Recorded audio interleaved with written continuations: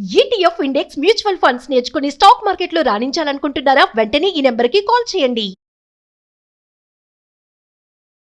Hi viewers, India's largest digital media network Suman టీవీకి స్వాగతం. ప్రస్తుతం మనతో ఉన్నారు motivational speaker and language trainer Vijaya Bangaru. అమ్మ నమస్తే. నమస్తే రాధగారు. అమ్మ, ఇప్పుడు మనం మాట్లాడుకునే టాపిక్ ఏంటంటే ప్రతి ఒక్కరూ అబ్బా అని షాక్ అయ్యేవాళ్ళు. ఓకేనా? ఆ విషయం అయితే ఇది ఎక్కడంటే రాజస్థాన్లో జరిగిన విషయం గురించి ప్రజెంట్ మనం మాట్లాడుకుంటున్నాం. అందులో మామూలుగా ఎవరైనా ఒక సివిల్స్లో ఒక కలెక్టర్గా అవ్వాలి ఐఏఎస్ అంటే ఎన్ని అటెంప్ట్స్ చేయాలో మీకు తెలుసు, అంత ఈజీ కాదు. అలాంటి ఈ రాజస్థాన్లో ఈ ఫ్యామిలీలో ముగ్గురు ఆడపిల్లలకి అక్కా చెల్లెళ్ళు కమల, గీత, మమత, వీళ్ళ ముగ్గురు కూడా సెలెక్ట్ అయ్యారమ్మా. ముగ్గురు. అందులో విచిత్రమైన ఏంటంటే వీళ్ళు రజక బిడ్డలు. ఫాదర్ లేరు, ఒక సింగిల్ పేరెంట్, ఒక తల్లి. ఇంత బంగారు తల్లులను, ముగ్గురు తల్లులను వాళ్ళు కూలీ నాలి పని చేసుకుంటూ, దినసరి కూలీ అమ్మ తల్లి. అవును, అంత కూలీ నాలి చేసుకుంటూ ముగ్గురు పిల్లల్ని చదివి పోషించి ఈ రోజు ఒకే ఇంట్లో ముగ్గురు కలెక్టర్ అమ్మలు అంటే అసలు విననికి మనం ఆడవాళ్ళగా ఉన్నందుకు ఫస్ట్ ఆఫ్ ఆల్ మనకు ఒక ప్రౌడ్ ఫీలింగ్ అవుతుంది కదా. మరి అంతే. సో మీరు అన్న న్యూస్ నిజంగానే ప్రతి ఒక్కరికి మనం షేర్ చేయాల్సిన బాధ్యత ఉందండి. ప్రతి ఒక్కరు ఈ అమ్మాయిని చూసి మనం నిజంగా ఇంప్రెస్ అవ్వాలి.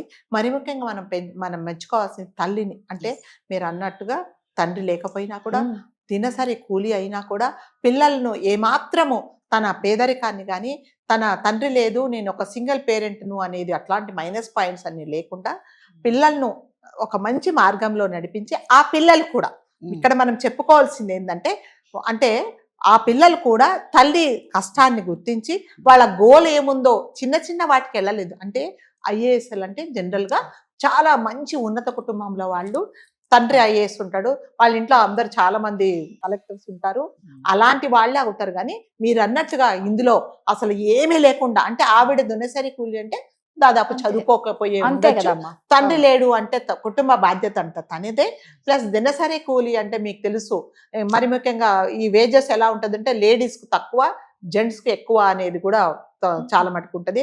అలాంటి ఫైనాన్షియల్ స్టేటస్ ఉన్నా కూడా అలాంటి స్థితిలో కూడా ఈ పిల్లల్ని చదివించి, అంటే ఆ పిల్లలు కూడా తల్లిని స్ఫూర్తిగా తీసుకొని తల్లి పడ్డ కష్టాన్ని మేము కంపల్సరీగా తన కష్టాన్ని మేము జస్టిఫై చేయాలి, తనకు ఒక మంచి ఇది చేయాలి, తను మమ్మల్ని చూసి గర్వపడేలాగా ఉండాలని.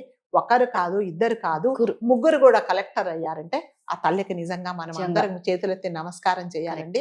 అన్ని ఉన్నా కూడా, అన్ని చేతికి కాళ్ళ దగ్గరికి తీసుకొచ్చి ఇచ్చినా కూడా పిల్లలు చదువుకోకుండా పిచ్చి పిచ్చి పనులు చేస్తూ పెడదారులు పట్టే పిల్లల్ని మనం ఎంతమందినో చూసాము. ఆ తల్లిదండ్రులు పిల్లల్ని కౌన్సిలింగ్ దగ్గరికి అక్కడికి ఇక్కడికి తీసుకెళ్లేసి అడుక్కొని చదువుకోమని అన్ని ఇచ్చి వాళ్ళని తల్లిదండ్రులు వీళ్ళు పిల్లలు బ్లాక్మెయిల్ చేసి నా బర్త్డేకి ఇది ఇస్తేనే చదువుతాను లేకపోతే లేదన్నావు ఫ్యామిలీస్ని మనం ఎంతమందో చూసాము. మరి ఆ తల్లి ఆ పిల్లలకి ఏమిచ్చి కలెక్టర్ ఇన్ఫ్లుయెన్స్ చేసింది చెప్పండి. అంటే ఇదేంటంటే ఒక గోల్ అన్నమాట. ఆ పిల్లలు ఒకటే అనుకున్నారు, నా తల్లి చాలా కష్టపడుతున్నది, సో ఈమె మమ్మల్ని చూసి గర్వంగా తల ఎత్తుకుండేలాగా మేము చెయ్యాలి తప్ప ఈ పేదరికాన్ని, తను సింగిల్ పేరెంట్ అనే ఈ కారణాలు చూపించి తను ఇంకా కుంగిపోకుండా ఉండాలి. సో మేమందరం మమ్మల్ని చూసి తను గర్వపడి ఈ సమాజంలో ఇదిగో ఈమె మహాతల్లి అనేలాగా అనిపించాలనేసి ఆ ముగ్గురు కలెక్టర్లు అయ్యారండి. నిజంగా ఆ తల్లికి మనం ఎన్నిసార్లు దండం పెట్టినా కూడా చాలా తక్కువ. సో మనం అందరము మరి ముఖ్యంగా ఈ కాలంలో పిల్లలు మరి ముఖ్యంగా వాళ్ళ నుంచి మీరు నేర్చుకోవాల్సింది అంటే, వాళ్ళు అంత కష్టపడి అంత పేదరికంలో ఉండి కూడా కలెక్టర్ అవ్వడం అనేది చాలా కష్టమైన ఇదండి. మీరు అంటే 24 అవర్స్లో ఒక 1 అవర్ కూడా మీ మైండ్ డైవర్ట్ చేసుకోకుండా మీరు చాలా కాన్సన్ట్రేషన్ ఉంటేనే తప్ప మీరు ఒక కలెక్టర్ అవ్వరు. అలాంటిది వాళ్ళు నిజంగా వాళ్ళ ఉండే పరిస్థితులు మీకు తెలుసు. దినసరి కూలి అంటే వాళ్ళ చుట్టుపక్కల ఎలా ఉంటుంది, వాళ్ళ ఇంటి వాతావరణం ఎలా ఉంటుంది, వాళ్ళ సర్కిల్ ఎలా ఉంటుంది, వాళ్ళ ఇంటి పరిస్థితులు ఎలా ఉంటుంది, వాళ్ళ ఫైనాన్షియల్ స్టేటస్ ఏముంటుంది, కనీసం వాళ్ళు ఎగ్జామ్ రాయడానికి కూడా మంచి బట్టలు వేసుకొని వెళ్లే పరిస్థితిలో ఉన్నారా? దట్టు అమ్మాయిలు, ముగ్గురు ఆడపిల్లలు, బుక్స్ కొనుక్కునే లేదు. అలాంటిది వాళ్ళు చదువుకొని ఇవాళ మనం అందరము మనకి ఇంత అనుకుంటుంటేనే ఇంత గర్వంగా ఉంది. ఇంకా తల్లికి నిజంగానే ఎంత గర్వంగా ఉంటుందండి. సో అందరు పిల్లలు నేర్చుకోవాల్సింది ఏంటంటే అట్లాంటిది మీరు ఇన్స్పైరింగ్ గా తీసుకోండి. అంతేగాని ఇదిగో పలానాళ్ళకి కారు ఉంది, పలానాడు వాళ్ళ అమ్మ ఇది కొనిచ్చింది, పలానాడికి బైక్ ఉంది, పలానాడికి ఐఫోన్ ఉంది, నాకు కొనిస్తేనే కాలేజీకి వెళ్తా, కాలేజీకి వెళ్ళాలంటే నాకు బైక్ కొనియట్లేదని చాలా మంది, అంటే ఇట్లాంటి పరిస్థితిలో ఉన్న మన ఇళ్లలో పనిచేసే పిల్లలు కూడా తల్లిదండ్రులను పిల్లలు బ్లాక్మెయిల్ చేసి ఇలా చేస్తున్నారు. మరి మనము వాళ్ళ దగ్గర నుంచి ఏం నేర్చుకోవాలో చెప్పండి. సో పిల్లలందరూ ఈ కాలంలో పిల్లలు కలెక్టరే అవ్వక్కర్లేదు, మీ జీవితంలో ఏముందో మీ తల్లిదండ్రులు గర్వపడి తల ఎత్తుకుండేలాగా మీరు చేస్తే మీరు తల్లిదండ్రులకు అంతకంటే రుణం తీర్చుకోవాల్సిన అదైతే ఏమీ ఉండదు. కాబట్టి ప్రతి ఒక్కరూ కష్టపడి తల్లిదండ్రుల కష్టం, ఆ ముగ్గురు అమ్మాయిలు కష్టపడి తల్లి, మరి ముఖ్యంగా తల్లి కష్టాన్ని గుర్తించి ఇవాళ సమాజంలో ఒక కలెక్టర్ అంటే మీకు తెలుసు ఎంత స్టేటస్ ఉంటుందో, ఎన్ని బరువు బాధ్యతలు ఉంటాయో, ఎంత ఆ కలెక్టర్కు ఎంత రెస్పెక్ట్ ఇస్తారో మనకు తెలియని విషయం కాదు. సో అలాంటిది ముగ్గురు, ఇంట్లో ఒకరు కాదు ఇద్దరు గారు, ముగ్గురు కలెక్టర్లు ఉన్నారు అంటే అసలు నిజంగా దగ్గర అయితే మనం వెళ్ళి ఇద్దరు వెళ్ళి నిజంగా నాకైతే అలాగే అనిపిస్తుంది.